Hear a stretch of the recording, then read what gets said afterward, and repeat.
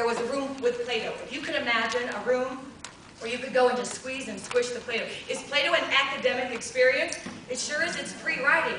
It is free riding. Every time you're squeezing and you're stretching and you're rolling, and at Mary's, you could stay in there until you were done. And she rolled up the, that's what they do with the Play-Doh.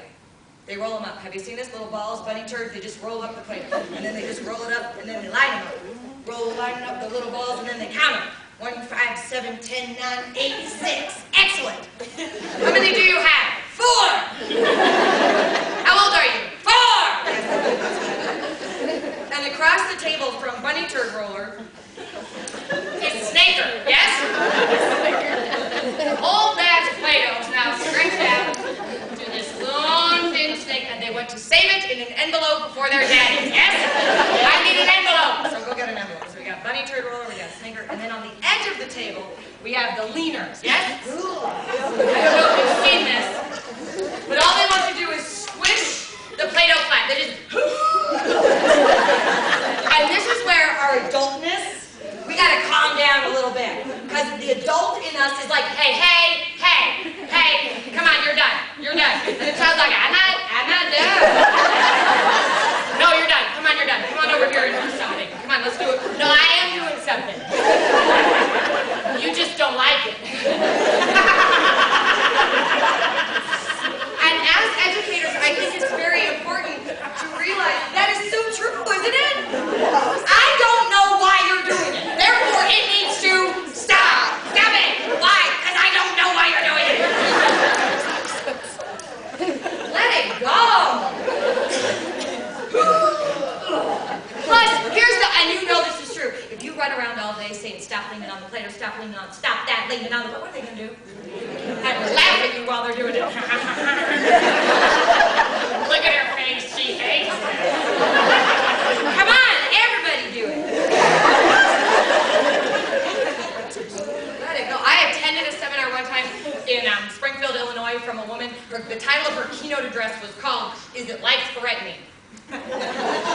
Is somebody going to die if that continues? And if the answer is no, maybe we just need to take a deep breath, count to 10, and walk away from the table. Step away from the Play-Doh. You got this, you got that, you're done.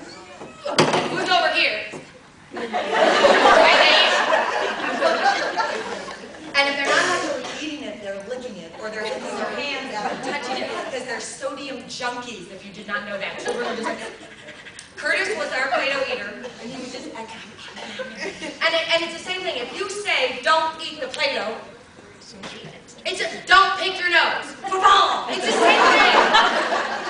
If you're working with this age group, you have to be framing your language in such a way that you're telling children what you want them to be doing, not what you don't want them to be doing.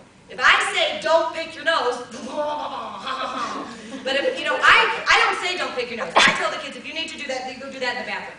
Because I really don't care if you pick your nose. I mean, it's your nose for crying out loud. But I frankly don't want to look at you, right? So you can go do that in the bathroom. The first week that I ever did this for all the children, what are they doing? They're all in the bathroom like, and the other teachers are walking by like, ow, ow, ow. Oh, Miss Lisa said we could do it in here. Okay, so I got another, my sister calls them Captain Obvious questions. What's going to happen to the nose-picking behavior if we were really only doing it because we liked the face that Miss Lisa was making? It's going to stop. So now I'm giving you a place where you can go do it because I really don't care.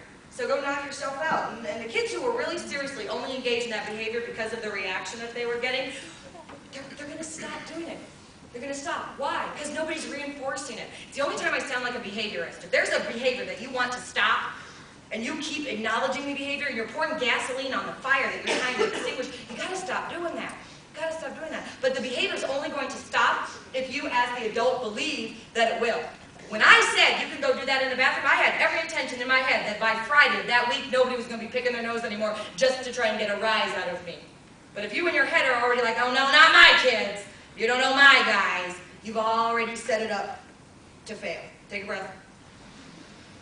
The secret to good teaching is controlling the environment. That's it. If that's the only thing you remember from me today, that's a big, important chunk. The secret to good teaching is controlling the environment instead of attempting to control the children. Controlling the space. He was always eating the Play-Doh. So I'm like, Curtis, dude, little man, here's the thing. Okay, I can't let you eat the Play-Doh that everybody else is playing with, so Miss Lisa's going to make you your own special batch. The eating batch. We're going to keep it in your cubby. So if you want to eat the Play-Doh, knock yourself out, but that's the Play-Doh that you can eat. I'm controlling the environment. So Curtis would be at the communal table, right? And he'd, be playing, and he'd start to get that look on his face. And the other kids would say, you go eat your own. Miss Lisa made you.